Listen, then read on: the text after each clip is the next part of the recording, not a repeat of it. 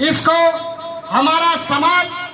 मुंह तोड़ जवाब देने के लिए तैयार है अगर साथियों इन्होंने ऐसी हरकत हमारे समाज के साथ की है। कॉलोनी में लिया जा रहा है। देखने में जो आ रहा है कि यहाँ पर सबसे जो बड़ी विशेषता है कि सभी समाज के लोग, सभी सरखाप के लोग यहाँ पर उपस्थित हैं। देखो कुछ तो गलत हुआ है जो हम सबको यहाँ पर आज इसी स्थिति में इकट्ठा होना पड़ा है कि खुलेआम प्रशासन को उसकी जो उसने गलत कार्य किया है उसके बारे में उसको आईना दिखाने के लिए आज सभी लोग जो यहाँ पर उपस्थित है, सर्वप्रथम तो मैं उनका धन्यवाद इसलिए करूंगा क्योंकि यह आवाज किसी एक समाज की नहीं है, उस समाज की है जो सर्व समाज के युवा बंधु जिनको पुलिस ने शायद किसी गलत कार्य में कुछ युवकों को गलत निर्दोष उठाया हुआ है। हम इस मंच के माध्यम से वैसे तो आज जो कमेटी ने निर्णय लिया है कि 15 अगस्त को भोपा थाने पर लगभग 10,000 लोग झंडा फहराएंगे अगर वो व्यक्ति जो निर्दोष है उनको सही सलामत बाहर नहीं किया जाता। लेकिन मेरा एक बात सभी लोगों से कहना है, देखिए वैसे तो मेरा जन्म जनपद मुजफ्फरनगर में हुआ जरूर है, लेकिन मैं रहने वाला आप लोगों के क्षेत्र का ही हूँ। गांव कातीपुर मेरा है और मेरे पिता फौज में थे, तो कहीं ना कहीं एक जो डीएनए में हमारा है जो खून है वो फौजियों वाला खून है और किसानी भी खून है। तो कहीं ना कहीं जहां गलत होता है तो सब प्रथम वहां पे चाहे वो किसान हो चाहे वो आम जनता हो उसके खिलाफ अगर हम बोल रहे हैं तो उसका मैसेज जब भी समाज में जाएगा तब प्रशासन को उसका उसी की भाषा में जवाब देने का कार्य किया जाएगा। देखिए आजकल एक ट्रेंड मुजफ्फरनगर में बहुत जबरदस्त चल रहा है, जो नए नए अभी कप्तान साहब आए हुए हैं बोलने में इतने एक्सपर्ट हैं, शायद वो ऑटो पढ़ाई करके आए हैं, जबकि पश्चिमी उत्तर प्रदेश का जो मुजफ्फरनगर है ये ग्रामीण क्षेत्र में बसा हुआ है, शायद वो उस भाषा में सभी बातें करते हैं। हमारे जो सीधे साधे ग्रामीण है उस भाषा को वो एक सामने से समझते कि इस आदमी में घमंड बहुत भरा हुआ है, चाहे निहत्थे आदमी हो चाहे बेकसूर आदमी हो। मुजरिम को तो मारना और ठोकना ठीक है, लेकिन जब तक किसी कार्य के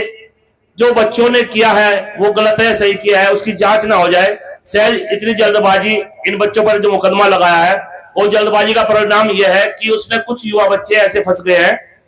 जिनका कैरियर तो चौपट हुआ ही है, उनके माँ बाप का भी क्षेत्र में नाम गंदा हुआ है कि वो ऐसे कार्य अगर कर रहे हैं तो कहीं ना कहीं हमारे क्षेत्र का नाम गंदा होता है। लेकिन अगर वो कार्य उन्होंने किया ही नहीं है तो बदनामगी भी उससे डबल होती है।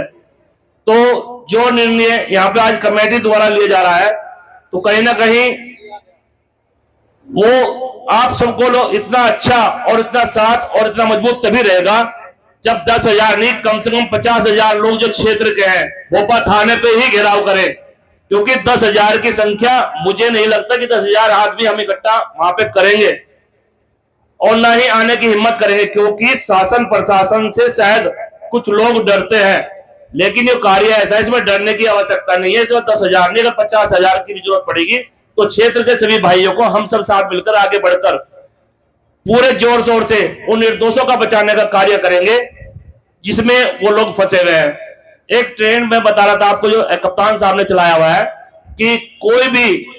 थाने का आदमी चाहे वो छोटा सिपाही हो चाहे बड़ा एसओ हो या एसएचओ हो, गुड वर्क करे और तुरंत इनाम की राशि तुरंत एकदम पाए।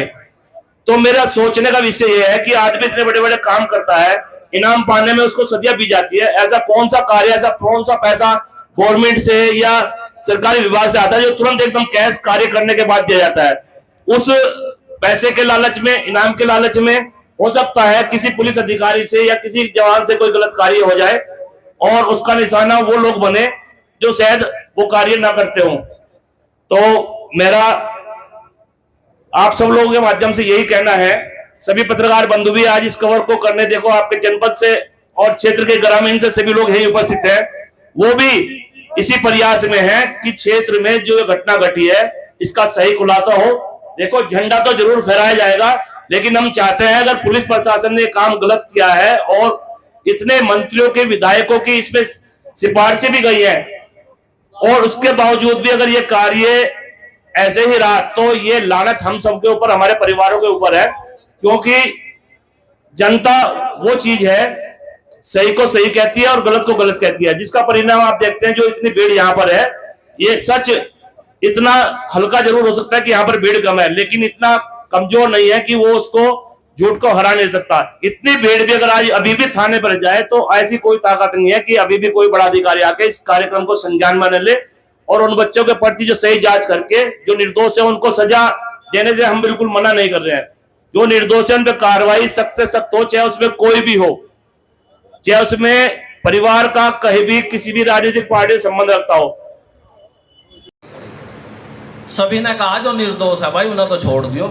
पढ़ने लिखने वाले जो छात्र हैं उन पर तो रहम का खाना कर लियो, जिन्हें भविष्य में उम्मीद कर रहे हो। एक फिरोज लड़के को इन्होंने उठाया था,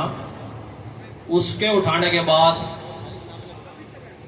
उसके बारे में पता लगा होगा उस पर कुछ अवैध अस्त्र है,